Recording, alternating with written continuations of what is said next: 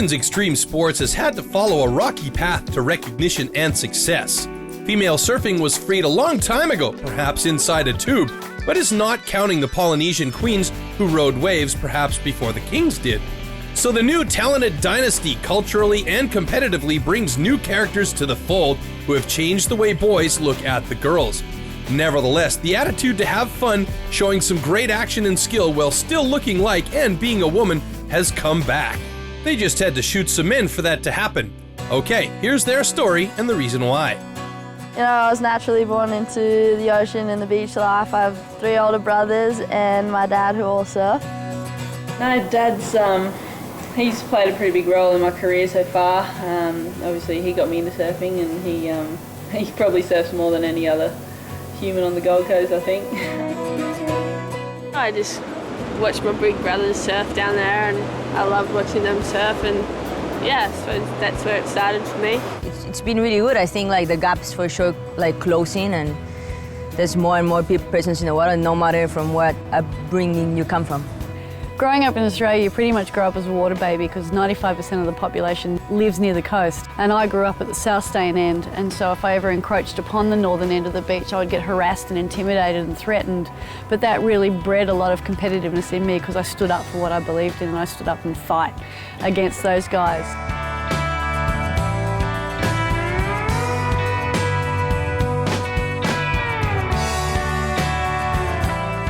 Surfing to me, it's been my whole life. You know, it's my identity. It's who I am. It gives me the biggest joy. You know, it's the best way I've found to express myself. Sally Fitzgibbons even let go of possible Olympic medal glory in track and field over competitive surfing as an obvious path. She stands for the new generation with her ability to burn, being smart and incredibly dedicated like her counterpart Tyler.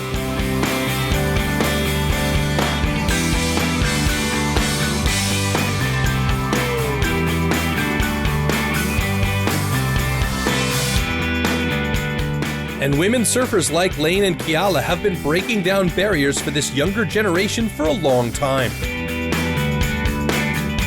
I decided to do more of the free surfing, pro free surfing aspect of the sport and pioneer that for the women. It's kind of never been done, really.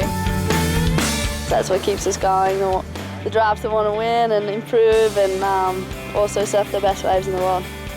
Winning my 7th world title was one of the most surreal experiences of my life. And then moments when I found myself in some of the most random places in the world, just wanting to pinch myself and go, how did I get here? I can't believe I have the opportunity to do this for a living. You know, traveling the world, calling the ocean my office, and wearing a bikini as a uniform and slapping on sunscreen as makeup was just definitely one of the best job descriptions anyone could ever ask for. Women's surfing's level is going crazy right now. Like all the girls are surfing so good, and I'm just stoked to still be part of that, and you know, try and like get a better too with them pushing us. When I started surfing like bigger waves and like becoming more of a barrel specialist, I kind of felt like I found my niche. That's what I really love to do, and I feel like it sets me apart from the other women, what I can do in bigger waves.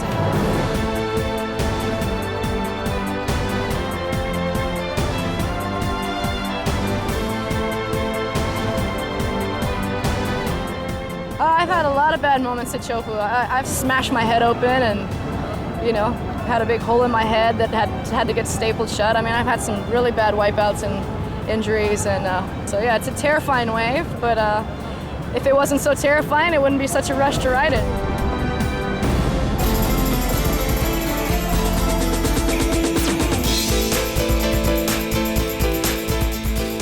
There has never been a better time to be a female surfer in the anything goes era. With no more stigmas, they are encouraged to rip as they like.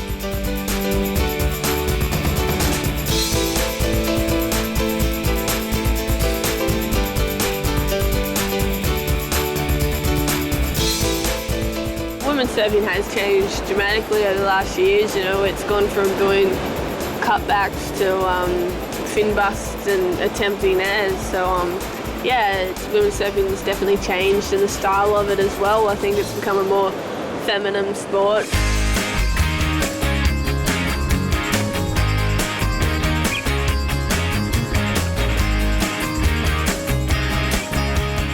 but sometimes they still have to stand up and fight for their rights.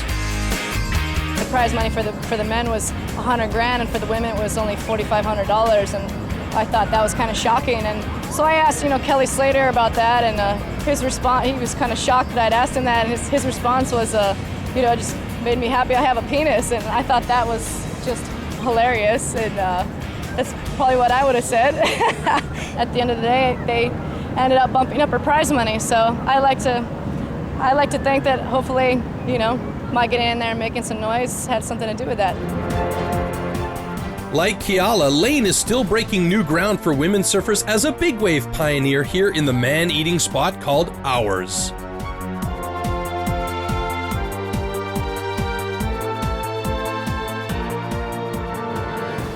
I'd love to see women surfing tap into that emotion that's attached to the lifestyle and really expose it and allow women surfing to become more inclusive and more accessible. And that way more people embrace it and understand it and get as much enjoyment out of it as we all have. So just let them do their thing. Don't put them in a box and tell them what they have to do or how they have to look.